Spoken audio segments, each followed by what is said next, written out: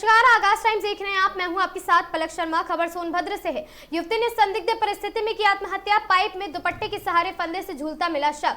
मृतका की पहचान 20 वर्षीय अर्चना स्वर्गीय राधे श्याम चौधरी निषाद के रूप में हुई है। घटना से परिजनों समेत घर में क्षेत्र में मचा हड़कंप।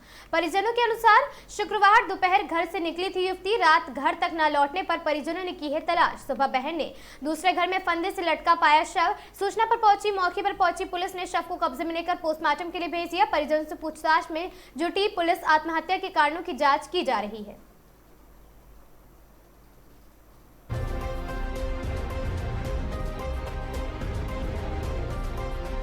अंतिमा यहाँ पे आई हो, क्या मामला है पूरा? ये जो फांसी लगा कर जो कि आपकी बहन यहाँ पे लटकी हुई है, तो किस चीज़ लटकी थी? क्या घर बोल के आई थी? मुझसे बोली हुई थी जा रहे हैं 12 बजे नहाने जा रहे हैं, नहा के हम शाम तक में आ जाएंगे। मैंने कहा ठीक है, चल शाम को आ जाना। तो इसके बाद से रात में नहीं आई, हम काम से आए। इसके बाद से फिर 10 बजे आए, तो आए इसे देखने, फिर बाहर से देख के चले गए। तो फिर सुबह आए, मुझे लगा भाभी घर चली गई होगी, तो सुबह आए तो अंदर गए, देखिए क्या नाम है, लटकी हुई थी, फांसी लगाई थी। क्या नाम है इनका? अर्चना। इनके पिताजी का क्या नाम है? राधे श्याम चौधरी। कई बहन हैं लोग? हम लोग पूरे 6 हैं, 2 भाई 4 बहन। अच्छा, सबकी शादी हो गई है? हाँ, सबकी शादी हो गई है, एक हम और ये 2 लोग। तो क्या कुछ शंका भी है? किसी लड़के से बात भी करती थी क्या? हाँ, एक लड़के पे शंका है। क्या नाम है लड़के का? लड़के का नाम तो नहीं जानते। ये फोन किया था, मुझे धमकी दे रहा था, हम बात करेंगे, तुम्हें जो करना है कर लेना। कब आया था ये? फोन आया था जैसे ये निकली घर से, तो ये लड़का बोला अर्चना तुम कहाँ हो? तो हम कहे तुम कौन बोल रहे हो? तो कह रहा है तुम कौन बोल रही हो? हम कहे हम अंतिमा बोल रहे हैं। तो कह रहा अर्चना कहाँ है? तो हम कहे ये क्या नाम है, तुमसे क्या मतलब है? तो कह रहा हम इससे बॉयफ्रेंड लगते हैं, इससे बात कराओ। अच्छा। ऐसे बोला। फिर हम क्या कहना आज को फ़ोन मत करना। तो कह रहा है हम फ़ोन करेंगे, तुम्हें जो करना है कर लेना। इसके पहले भी तुम्हारे मोबाइल फोन आया था उस लड़के का? नहीं, इससे पहले तो 1-2 बार इसे बात करते हुए पकड़े हुए थे। तो कह रही है दोस्त है। अच्छा। ऐसे बोली मुझे। फिर हम इतना विश्वास नहीं किए पहले भी। तो घर पे खाना खा कर निकली तो क्या बोली? नहाने के लिए कहाँ जा रहा है? बोली सेक्टर 3 हम नहाने जा रहे हैं, पुराने घर पे नहाने जा रहे हैं, नहा के शाम तक में आ जाएंगे। अच्छा, तो यहाँ पे कहाँ रहती है अभी? अभी तो हम सेक्टर 3 में फिल्टर पानी के पास रहते हैं। महोबा में रफ्तार का कहर देखने को मिला, जहां एक रोडवेज बस और ट्रक की भीषण भिड़ंत हो गई। शहर कोतवाली के करहकला और साथी पास हुई है। हादसे में बस पलट गई, जिससे चालक मोहम्मद आजाद की दर्दनाक मौत हो गई। महोबा के शहर कोतवाली क्षेत्र अंतर्गत करहा राकला गांव के पास आज एक चीख पुकार मच गई और साथ ही मुस्करा से महोबा की ओर आ रही रोडवेज बस संख्या UP 78LNA233 की सामने आ रही तेज रफ्तार ट्रक UP 90T5465 से जोरदार भिड़ंत हो गया। हादसे के इस वक्त बस में करीब 40 यात्री सवार थे और राहगीर बचाव के लिए दौड़ पड़े। स्थानीय लोगों ने और साथ ही पुलिस की मदद से बस की खिड़कियां तोड़कर घायलों को बाहर निकाला गया है। चश्मदीद महिला यात्री गोमती के मुताबिक ट्रक बेहद तेज रफ्तार में था। चालक मोहम्मद आजाद ने यात्रियों की जान बचाने के लिए आखिरी समय तक संघर्ष किया और बस को काटने की कोशिश भी की गई, लेकिन वहां पर सभी यात्री थे। और साथ ही घटना की सूचना मिलते ही अपर पुलिस अधीक्षक वंदना सिंह और ARM प्रवीण कुमार भी मौके पर पहुंच गए।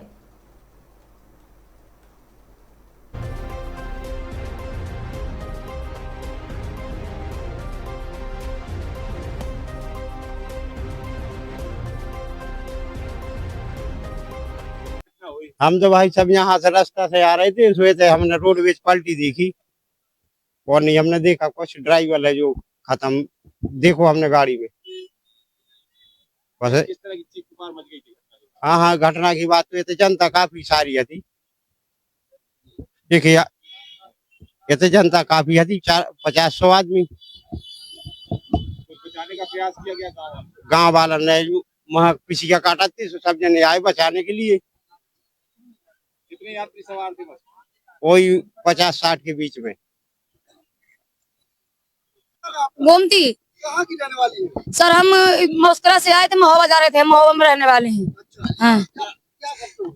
सर हम पता नहीं है, लेकिन ट्रक वाला आया सामने से, तो मतलब हमने देखा नहीं, ट्रक वाले को ड्राइवर ने बहुत बचाया बस वाले ने, लेकिन फिर भी उसकी जान चली गई और ट्रक वाला तो भाग गया। उसकी बहुत तेज रफ्तार थी ट्रक वाले की। कहाँ से बस कहाँ जा रही थी? ये बस मुस्करा से महोबा जा रही थी। 30-40 सवारी थी सर। सर ये तो पता नहीं है, लेकिन इतना तो नहीं बता सकती, लेकिन ड्राइवर तो अपनी जान गवा बैठा ना, उसकी तो जान चली गई हम लोगों को चक्कर बचाने में। सर क्या है? बस चरखारी से ये महुआ के लिए आ रही थी, UP 78 LN 8322 है शायद नंबर इसका। और मोहम्मद आज़ाद हमारे बीच नहीं रहे हैं, चालक थे हमारे, परिचालक ज्योति थी जो जिन्होंने ट्रक का वेरीफाई किया हुआ है। सर कैसी घटना हुई है? अब घटना की अभी जानकारी नहीं है, इसकी जांच चल रही है। अच्छा, कितने लोग घायल हैं ये तो जानकारी लग पाई? अभी सभी लोगों को जिला अस्पताल भेजा गया है। देखिए, ये चरखारी रोड पर एक रोडवेज बस है जो कि इधर कोतवाली महोबा की ओर आ रही थी और एक ट्रक जो चरखारी जा रहा था, इसमें टक्कर हुई है जिसमें दुर्घटना हुई है, जिसमें कि जो रोडवेज बस के ड्राइवर हैं उनकी दुखद मृत्यु हुई है। शेष जो बस में यात्री थे उनको जो भी चोटें आई उनको अस्पताल इलाज हेतु भेजा गया है और जो एक्सीडेंट करने वाला ट्रक है उसको भी पकड़ लिया गया है। देखिए, अभी जिला अस्पताल हम लोग पहुंच रहे हैं। ज्यादा सीरियस कोई घायल नहीं है, ज्यादातर मामूली चोटें बताई जा रही हैं, लेकिन यथास्थिति अस्पताल पहुंचकर ही बता पाऊंगी।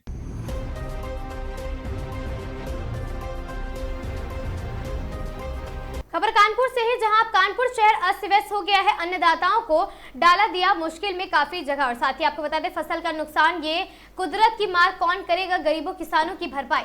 बरसात होने से अन्नदाता पड़े हैं बड़ी मुश्किल में और साथ ही पूरे शहर की स्थिति बहुत ही खराब हालत में है। फिर कानपुर में आया तूफान, मौसम ने ली है करवट। अचानक चली आंधी और देखते ही देखते आंधी ने ले लिया तूफान का स्वरूप। बड़े बड़े पेड़ छोटे छोटे पौधों की तरह झूमते नजर आए और शहर भर के कई भारी भड़कम पेड़ तो गिरने की सूचना भी मिली है। और साथ ही कालपड़ी रोड का यातायात बाधित रहा। फिर जरीब चौकी से विजयनगर तक कई जगह पेड़ गिरने से यातायात में मनीहार और साथ ही वहां पर लोग भी परेशान हो गए।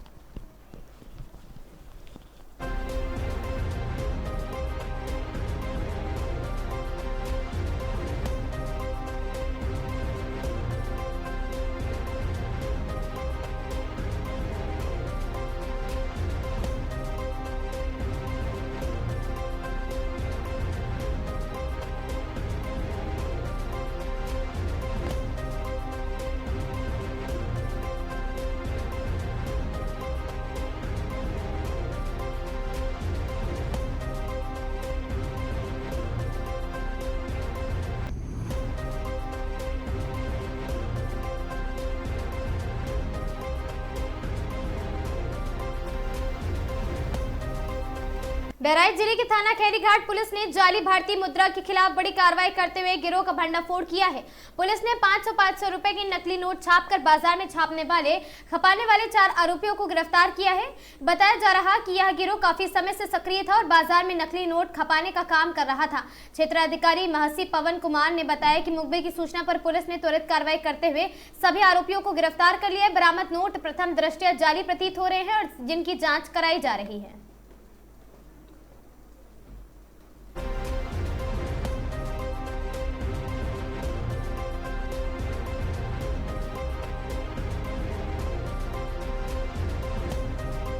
थाना खैरीघाट की पुलिस टीम द्वारा 3/4 मार्च की रात में कलर प्रिंटर का इस्तेमाल कर 500 मूल्य के भारतीय मुद्रा के फोटो स्टेट तैयार कर जाली भारतीय नोट के रूप में उनका उपयोग करने वाले कुल 4 अभियुक्त गिरफ्तार किए गए, जिसमें से हरिराम लोध और अर्जुन थाना मोतीपुर जनपद बहराइच के रहने वाले हैं तथा गुरचरण सिंह और सलीम जिला लखीमपुर खीरी के रहने वाले हैं। इनके पास से भारतीय मुद्रा के 500 के नोट के कलर्ड फोटोस्टेट के रूप में कुल 23 जाली नोट तथा 1 प्रिंटर बरामद किया गया। पूछताछ में अभियुक्त गणों ने बताया कि उनके द्वारा कलर प्रिंटर का उपयोग कर 500 मूल्य वर्ग के भारतीय नोट की कलर्ड फोटोस्टेट कर जाली भारतीय नोट तैयार कर उनको स्वयं भी मार्केट में उपयोग में लाते थे तथा अवैध लाभ अर्जित करने के उद्देश्य से लोगों को प्रलोभन देकर एक असली नोट के बदले 3 जाली नोट प्रदान करते थे। उक्त के संबंध में थाना खैरीघाट में समुचित धाराओं में अभियोग पंजीकृत करते हुए उक्त चारों अभियुक्तों को आज माननीय न्यायालय के समक्ष न्यायिक रिमांड हेतु पेश किया जा रहा है। इनसे पूछताछ में जो अन्य तथ्य प्रकाश में आए हैं उनके आधार पर अग्रेतर कार्रवाई की जा रही है।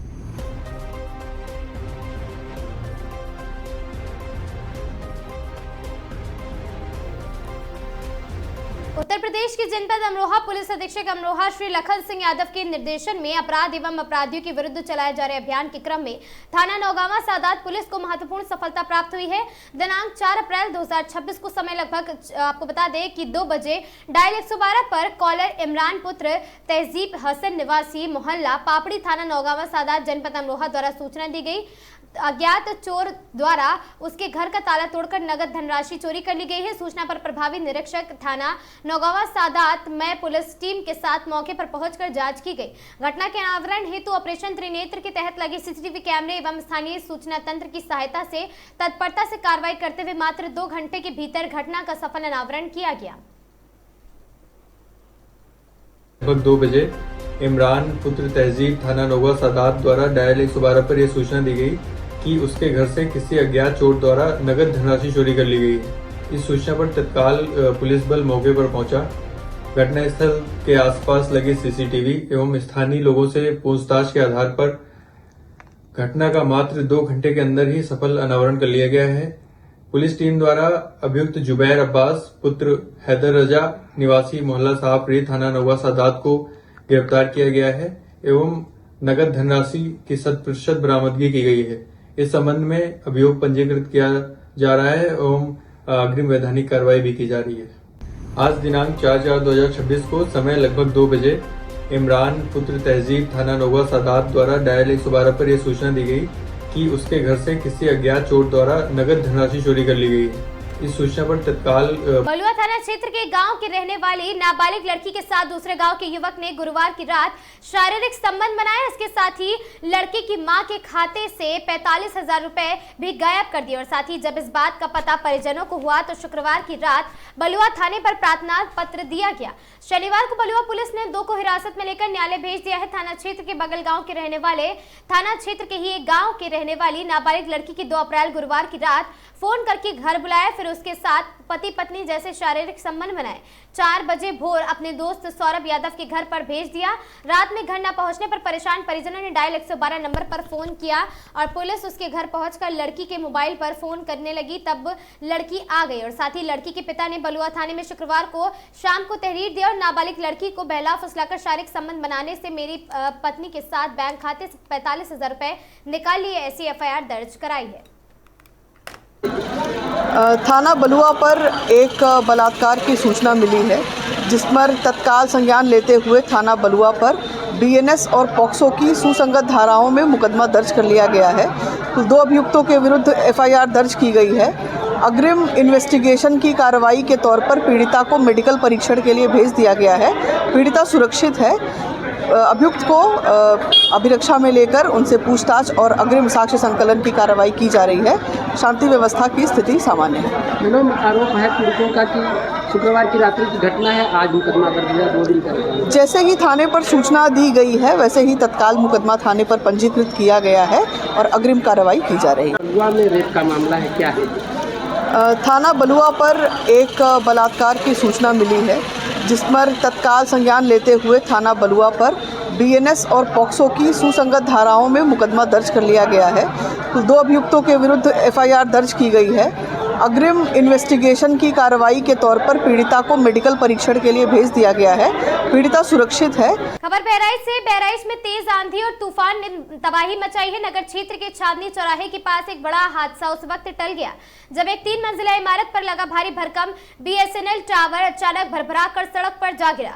ये घटना चांदनी चौराहे के पास हाजी महमूद शाह की मस्जिद से सटे एक व्यावसायिक भवन की है, जहां शनिवार रात करीब 8:30 बजे तेज आंधी और बारिश के दौरान बीएसएनएल का करीब 150 किलो वजन टावर जड़ से उखड़कर मुख्य मार्ग पर गिर गया।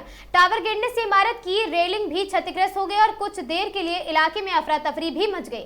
ऐसे में अगर यह हादसा सामान्य समय होता तो बड़ा नुकसान हो सकता था। तेज हवा और बारिश की चल रही थी। अचानक जोर की आवाज आई। बाहर आकर देखा तो पूरा टावर सड़क पर गिरा पड़ा हुआ था।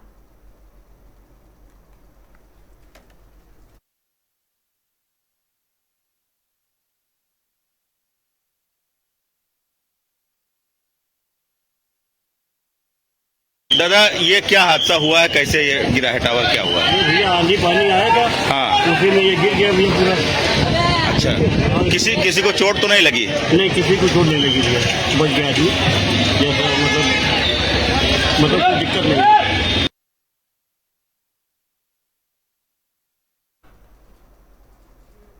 अचानक कहीं तेज आंधी के चलते एक महिला की जान, महिला गंभीर रूप से घायल।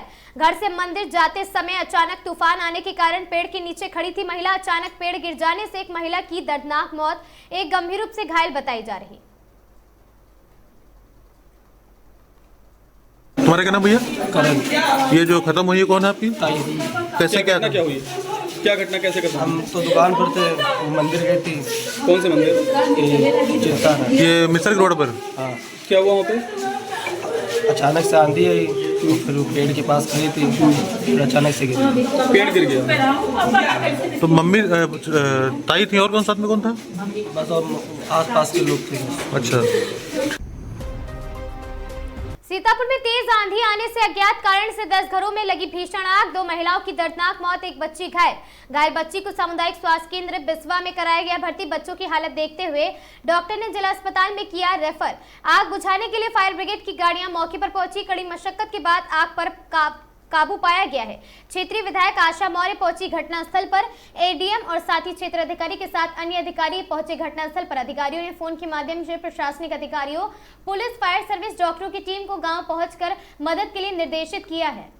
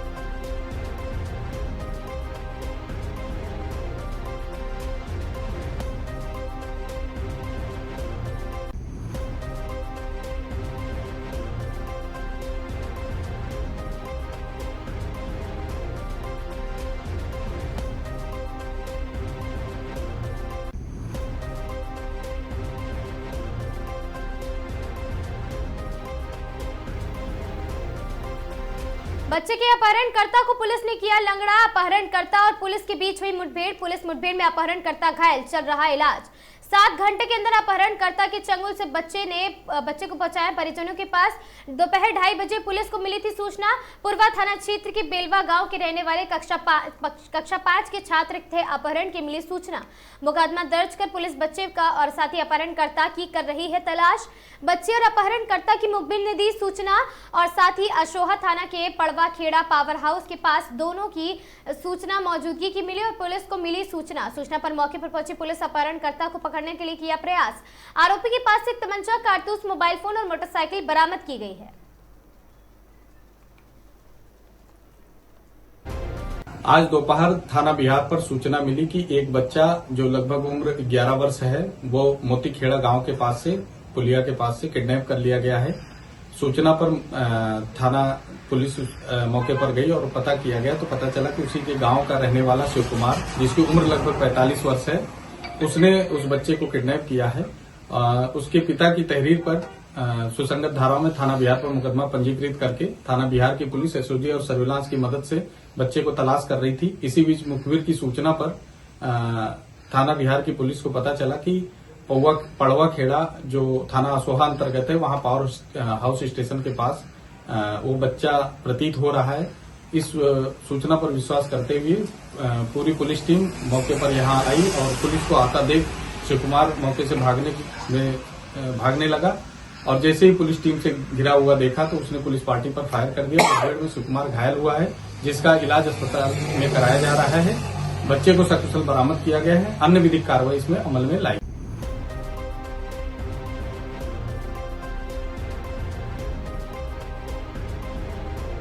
आज दोपहर थाना बिहार पर सूचना मिली कि एक बच्चा जो लगभग उम्र 11 वर्ष है,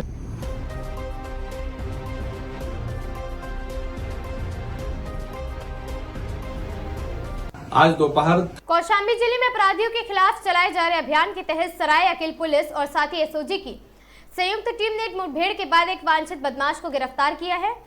पुलिस के मुताबिक घेराबंदी के दौरान बदमाश ने खुद को घिरता देख पुलिस पर फायरिंग कर दी। जवाबी कार्रवाई में पुलिस की गोली से वो घायल हो गया, जिसके बाद उसे दबोच लिया गया। मौके से अवैध तमंचा और कारतूस बरामद हुआ। घायल बदमाश को इलाज के लिए अस्पताल में भर्ती भी कराया गया। पुलिस उसके आपराधिक इतिहास और अन्य साथियों की जानकारी जुटा रही। एडिशनल एसपी राजेश सिंह ने बताया कि जिले में अपराधियों के खिलाफ अभियान लगातार जारी है।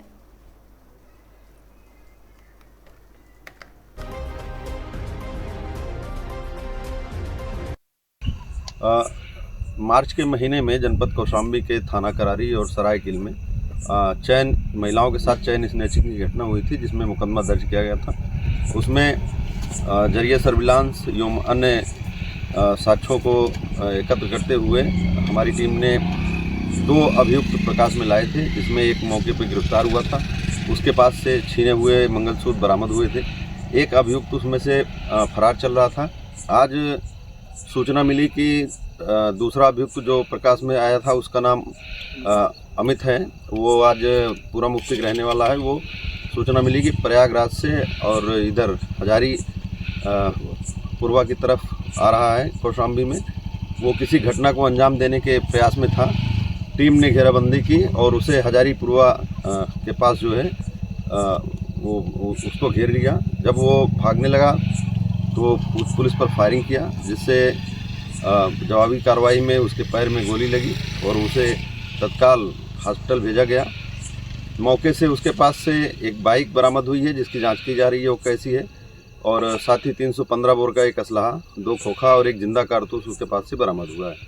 जो कुछ अन्य जांच में आएगा, अभी पूछताछ कंप्लीट नहीं हुई है, उससे पूछताछ किया जाएगा, वो सब कुछ प्रस्तुत किया जाएगा सामने।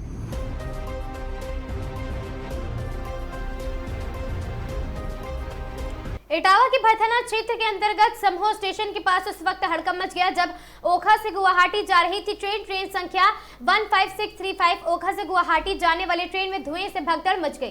ट्रेन के जनरल कोच में धुआं निकलने से अफरा तफरी मच गई। अफरा तफरी के चलते ट्रेन से यात्री उतरे नीचे। कानपुर से टूंडला की ओर जा रहे ट्रेन में यात्री आए चपेट में। ट्रेन की चपेट में आए यात्री भी हुई मौत। इटावा जनपद के सहमो स्टेशन के पास की पूरी घटना बताई जा रही।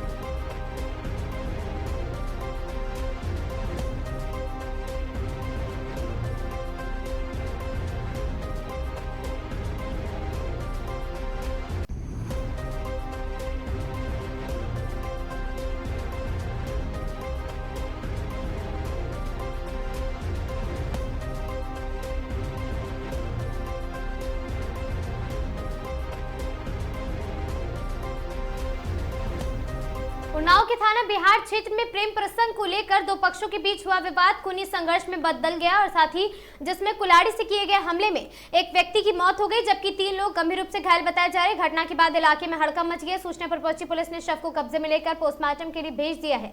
पुलिस के अनुसार शनिवार को दोपहर करीब 12:30 बजे थाना बिहार क्षेत्र के बैजुआ मऊ गाँव निवासी मालती 21 वर्षीय पुत्री राजकुमार अपने पड़ोस में रहने वाले पवन 21 वर्षीय पुत्र पुत्तीलाल के घर प्रेम प्रसंग के चलते स्वेच्छा से रहने चली गई थी। इसी बात को लेकर दोनों परिवारों के बीच तनाव की स्थिति बढ़ गई। बताया जा रहा है कि रात करीब 8:30 बजे मालती के परिजन पवन के घर पहुंच गए और जहां दोनों पक्षों के बीच कहासुनी शुरू हो गई।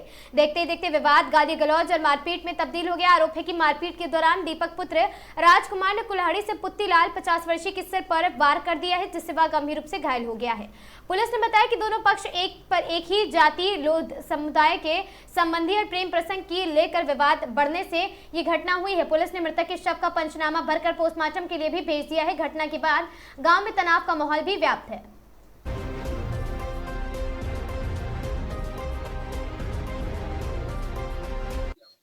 अमन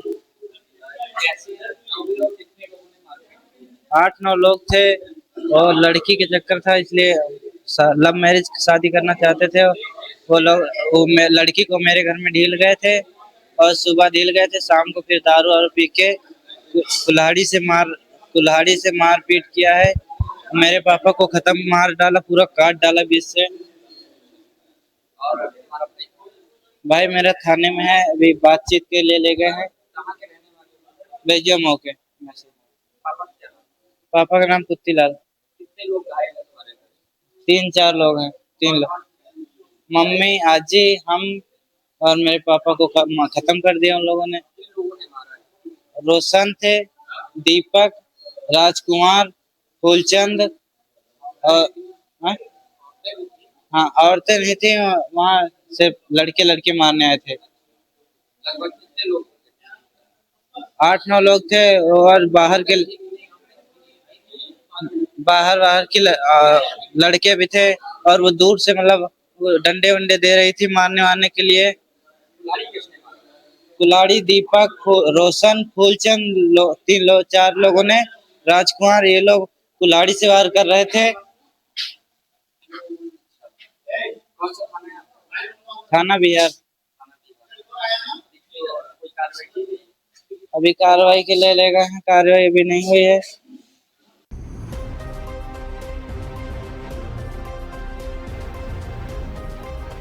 खबर सिद्धार्थनगर से जहां संदिग्ध हालत में महिला की मौत, ससुराल पक्ष पर लगा हत्या का आरोप। भवानीगंज थाना क्षेत्र के भवानीगंज कस्बे में एक महिला की संदिग्ध परिस्थिति में मौत से हड़कंप मच गया। बताया जा रहा महिला की शादी करीब 3 साल पहले भवानीगंज निवासी अरशद अली पुत्र इदरीश के साथ हुई थी। पीड़ित पिता का आरोप है कि अरशद का किसी दूसरी लड़की के साथ संबंध था जिसे लेकर आए दिन विवाद होता रहता था। फिलहाल पुलिस मामले की जाँच में जुटी है। शव को अपने कब्जे में लेकर पोस्टमार्टम के लिए भेज दिया गया है।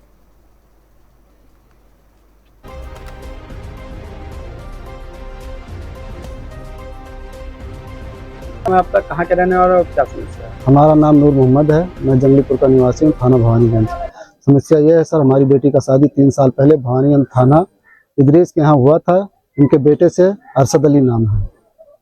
3 साल में हमारी बेटी को बहुत प्रताड़ित किया हो, आए दिन टार्चर करता था। किसी लड़की से उसका फोन पे राब्ता है, बातचीत करता है। उसकी वजह से हमारी बेटी को आए दिन जो है ना वो कुछ ना कुछ गाली गलौज करता रहता था। 1 साल पहले जब मैंने इदरीस से शिकायत किया तो इदरीस अपने बेटे को कुछ डांटे बोले। वो हमारे पास फोन लगा के मुझे रात को 10 बजे बुला रहा था, भवानीगंज जाओ। मैं बोला नहीं आऊँगा तो बोलता रख फोन, भोसड़े वाले, तुझे देख लूंगा मैं। हमारी माँ बहन को गाली दिया, भद्दी गाली दिया। घर पे आया, फिर फोन लगाया, फिर मुझे भद्दी गाली दिया और हमारी बेटी को आए दिन प्रताड़ित करता था वो। अभी क्या हुआ? अभी रात में 2 बजे हमें इदरीस फोन किए, बोले भैया घर आ जाओ। मैं समझा कोई बात होगा। मैं बोला भैया आप बताओ। हम उसी हिसाब से आए। वो नहीं बता रहे थे। बार बार मेरे पूछने पर उन्होंने इतना कहा कि शहजादी ने दवा खा लिया है। हम आए, जब यहाँ भवानी पहुंचे इनके घर पे तो देखे हमारी बेटी मृत पाई गई। क्या लग रहा है आपको? हमें लग रहा है भैया इस पर जांच हो, उसका मर्डर हुआ है। क्या चाहते हैं आप? हम चाहते हैं इस पर जांच हो जाए, अगर वो दोषी है तो उसको सजा मिले, नहीं दोषी है तो उसको बरी कर दिया जाए। आपने कहीं क्या समस्या है? हमारा नाम नूर मोहम्मद है, मैं जंगलीपुर का निवासी हूँ, थाना भवानीगंज।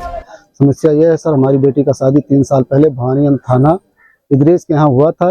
उनके बेटे से अरशद अली नाम है।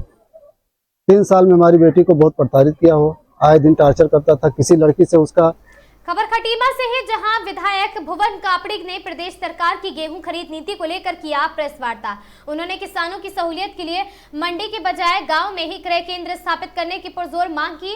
विधायक कापड़िक का कहना है कि 64 गांव के विशाल क्षेत्र के लिए मात्र 35 क्रय केंद्र ऊंट के मुंह में जीरे के समान है। उन्होंने कहा है, मांग की है कि अशोक फार्मा, कुआं खेड़ा, बुढ़िया, थारू और साथ ही मझोला गाँव जैसी जगहों पर केंद्र पहले संचालित थे और अब बंद कर दिए गए हैं, उन्हें तुरंत फिर से शुरू किया जाए। वहीं धान की 65 लाख कुंटल खरीद के मुकाबले गेहूं का लक्ष्य सिर्फ 5 कुंटल क्यों है? सरकारी एमएसपी 2585 है, जबकि बाजार में गेहूं 2000 प्रति कुंटल गिर गया है।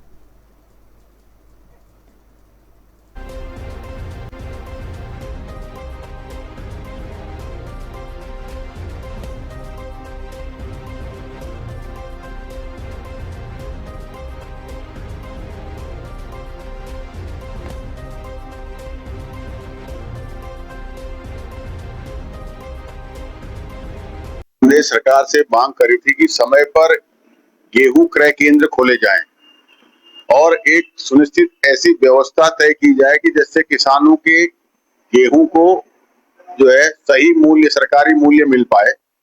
तो सरकार ने खटीमा में 35 क्रय केंद्र खोले और 35 क्रय केंद्रों में सबसे बड़ी बात यह है कि उसमें 75% जो है उसको मंडी में शिफ्ट कर दिया है कि वो सारे क्रय केंद्र मंडी में शिफ्ट कर दिए हैं गांव में होने की जगह। और मंडी समिति में खटीमा में इतनी जगह नहीं है कि 10-20 ट्राली से ज्यादा वहां खड़ी हो सके। तो कैसे 27 लगभग 25 से 27 जो क्रय केंद्र हैं वो अगर मंडी में आएंगे तो कैसे किसान का गेहूं सरकार खरीद पाएगी? एक तो किसान को आप घर से गांव में जहां सुविधा देनी चाहिए उसे आप मंडी बुला रहे हैं और मंडी में इतनी पर्याप्त जगह नहीं है कि किसान आके वहां अपनी ट्राली लगाकर गेहूं तुलवा सके, खड़ा कर सके। अगर धान के सीजन में यहाँ 5-6 कांटे लगते हैं, उसी में जो है कि यहाँ से लेकर जो है वो चाल तक 24:30 तक लाइन लग जाती है, जबकि धान के बहुत सारे क्रय केंद्र जो है गांव खुले रहते हैं उसके बावजूद। तो ये व्यवस्था कैसे हो पाएगी? मैंने अभी आरएफसी महोदय से भी कहा है कि भाई आप खटीमा में जो भी क्रय केंद्र हैं उन क्रय केंद्रों को गांव में ही स्थापित कीजिए। और दूसरी बात यह है कि सरकार टोटल मिला के सिर्फ 5 लाख कुंटल ही खरीद रही है, जहां धान 65 लाख कुंटल खरीदा जाता है उसके सापेक्ष जो है कि गेहूं 5 लाख ही खरीदा जा रहा है। तो कैसे किसानों को सही मूल्य, सरकारी मूल्य मिल पाएगा? क्योंकि जब से अमेरिका के साथ हिंदुस्तान की डील हुई है उसके बाद गेहूं का मूल्य लगातार बाजार में गिर गया है कि जब सरकार ने कहा अमेरिका से गेहूं खरीदेंगे तो उसके बाद गेहूं का मूल्य गिर गया है बाजार में। आज 2000 रुपए के आसपास अगर किसान कहीं मिल पे जाता है तो 2000 कीमत मिल रही है और सरकारी मूल्य 2585 रुपए है। 585 रुपए का फर्क है।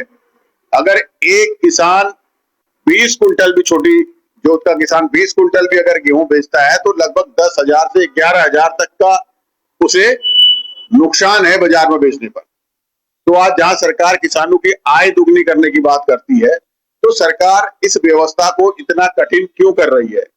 मेरी सरकार से मांग है कि सरकार जो क्रय केंद्र हैं वो गांव में ही खोलें, क्रय केंद्रों की संख्या बढ़ाएं।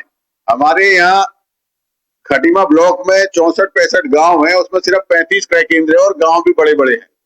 जैसे हमारे जो है अशोक फार्म में क्रय केंद्र हमेशा लगता था, इस बार उसे नहीं उन्होंने लगाया है।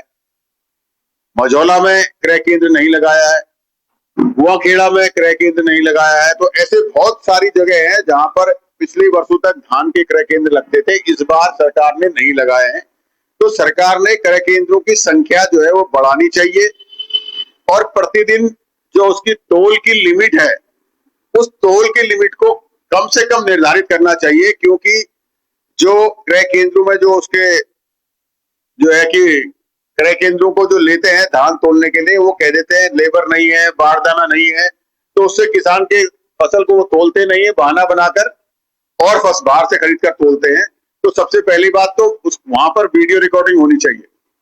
जो भी क्रय केंद्र है वहां कैमरे लगने चाहिए, कितनी तुलाई हुई, और एक दिन की तोल 200 कुंटल से ऊपर नहीं होनी चाहिए। सबसे बड़ी तो दुर्भाग्य की बात है कि जहां धान 65 लाख कुंटल खरीदा जाता है, तो वहां सिर्फ पूरे प्रदेश में गेहूं 5 लाख कुंटल ही खरीदा जा रहा है, उसके सापेक्ष कुछ भी नहीं है। किसान एक तरफ तो लगातार खाद बिजली पानी की महंगा होने से डूबता जा रहा है और सरकार भी किसान की फसल को न खरीद पाए, तो ये बड़ा दुर्भाग्यपूर्ण है।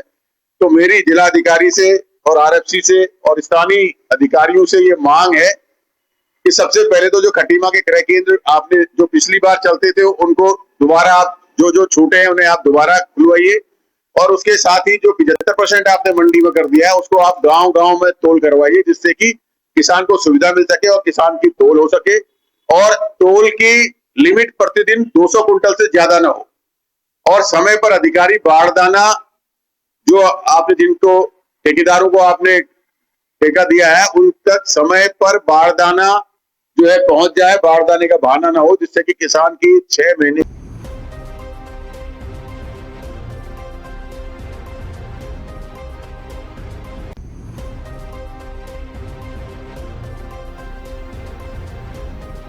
रामनगर स्थित कॉर्बेट टाइगर रिजर्व में ऑनलाइन ठगी का एक संगठित मामला उजागर हुआ है। कॉर्बेट टाइगर रिजर्व में सफारी और रात्रि विश्राम की बुकिंग के नाम पर पर्यटकों की ठगी की जा रही। सोशल मीडिया और साथ ही फर्जी वेबसाइट्स पर भी उनके जरिए लोगों को गुमराह करने और उनसे एडवांस पैसा वसूला जा रहा है।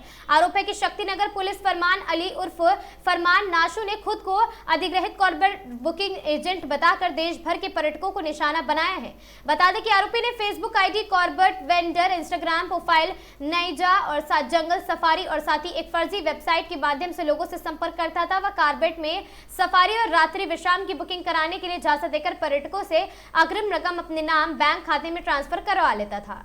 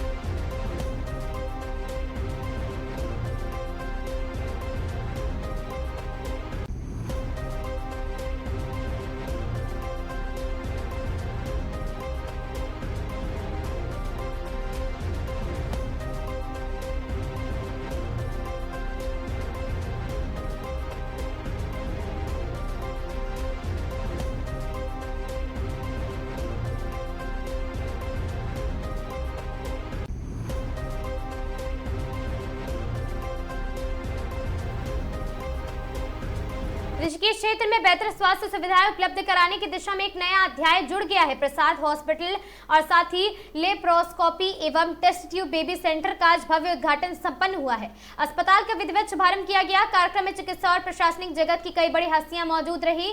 उद्घाटन के दौरान मुख्य अतिथि सुबोध उनियाल ने अस्पताल का भ्रमण किया। उन्होंने कहा कि ऋषिकेश में लेप्रोस्कोप और साथ ही टेस्ट ट्यूब बेबी जैसी अत्याधुनिक सुविधाओं से शुरू होने से स्थानीय सुविधाओं में निवासियों में बड़े शहरों की ओर रुख करना पड़ेगा।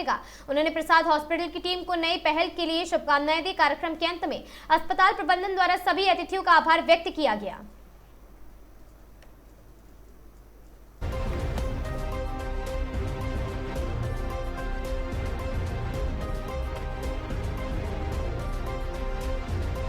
साइकेट्रिस्ट हुए, स्किन स्पेशलिस्ट हुए, जो कि हमारे शहर में नहीं है, उनके साथ भी हमारा टाई अप चल रहा है, उनको भी हम लोग अपने यहाँ ओपीडी में कराएंगे। ये सुविधाएं और डेवलप की गई।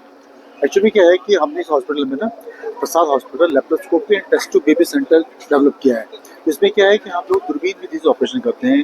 दूरबीन विधि से ऑपरेशन के क्या फायदे होते हैं, इसमें कहीं तो टाँका नहीं लगता, कोई चीरा नहीं लगता, कोई ब्लड लॉस नहीं होता, किसी तरह की पोस्ट ऑफ रिकवरी में टाइम नहीं लगता। अलग की हुई सर्जरी की सबसे खास सुबह में ऑपरेशन करता हूँ तो शाम तक मरीज चलने का लगता है, अगले दिन छुट्टी हो जाती है। इस पेशेंट अपने नॉर्मल लाइफ में, रूटीन लाइफ में 24 आवर्स के बाद नॉर्मल हो सकता है। सबसे एक काम तो ये। दूसरी चीज़ हम लोगों ने test tube baby centre develop किया है। टेस्ट ट्यूब बेबी सेंटर में क्या है कि आप समझ सकते हैं हमारे पास कई पेशेंट्स ऐसे हैं जिनकी 8-8 साल 10-10 साल से मतलब शादी होने के बाद भी बच्चे नहीं हो पा रहे हैं। तो तो कई पेशेंट में क्या है कि आजकल की मॉडर्न लाइफ स्टाइल इस तरह की हो गई है, मोबाइल की ज़्यादा एक्सेसिव यूज़ होने की वजह से, फास्ट फूड होने की वजह से, कि जो लड़कियों में ओवरी की प्रॉब्लम हो रही है, बॉयज़ में स्पर्म्स की प्रॉब्लम हो रही है, तो उन सब चीज़ों को डील करते हुए हम लोगों ने टेस्ट ट्यूब बेबी सेंटर का डेवलप किया है। इसके बाद से कई पेशेंट्स ऐसे हैं जिनको कि मतलब इसमें फ़ायदा मिल रहा है। कई मतलब इलाकों में ऐसे हैं कि हाँ 10-10 साल बार शादी हो चुके हैं, वही जगह मतलब वो ही नीम हकीमों की सबकी दवाइयाँ खा रहे हैं पर कोई फ़ायदा नहीं हो पा रहा है। फिर वो टेस्ट ट्यूब बेबी से ट्रीटमेंट करा रहे हैं और उनकी सोने आंगन में किलकारियाँ गूंज रही हैं, तो इससे काफ़ी फायदा।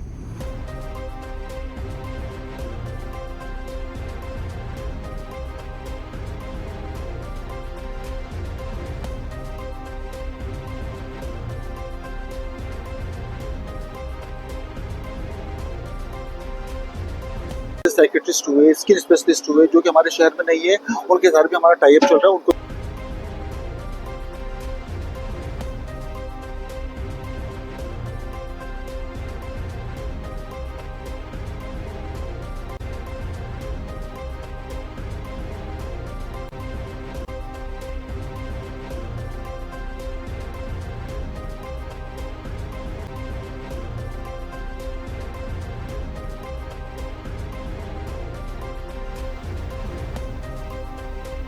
खबर गया जी से है, जहां गया जी शेरघाटी थाना क्षेत्र के गोपालपुर में शनिवार को एक दर्दनाक सड़क हादसे में 64 वर्षीय उमाशंकर गंभीर रूप से घायल हो गए। बताया जाता है वे कैमूर जिले के बहापुरा गांव के निवासी हैं और अमूल कंपनी में रेफ्रिजरेशन इंचार्ज के पद पर कार्यरत है। मिली जानकारी के अनुसार उमाशंकर गोपालपुर में पैदल अपने ड्यूटी स्थल पर अमूल कंपनी की ओर जा रहे थे। इसी दौरान गोपालपुर स्थित सूर्यमणि होटल के समीप सड़क पार करते समय एक अज्ञात वाहन ने उन्हें जोरदार टक्कर मार दी। टक्कर इतनी तेज थी कि मौके पर ही वह गंभीर रूप से घायल होकर गिर पड़े। हादसे में उनके सिर में गंभीर चोटें आई हैं, वहीं दाहिने हाथ में भी फ्रैक्चर हो गया है। घटना के बाद स्थानीय लोगों में अफरा तफरी मच गई। आसपास मौजूद लोगों ने तत्परता दिखाते हुए घायल को तुरंत शेरघाटी अनुमंडलीय अस्पताल पहुंचाया है। स्थानीय लोगों ने प्रशासन से क्षेत्र में ट्रैफिक व्यवस्था सुदृढ़ करने के लिए तेज रफ्तार वाहनों पर नियंत्रण करने की मांग की है। एंडिंग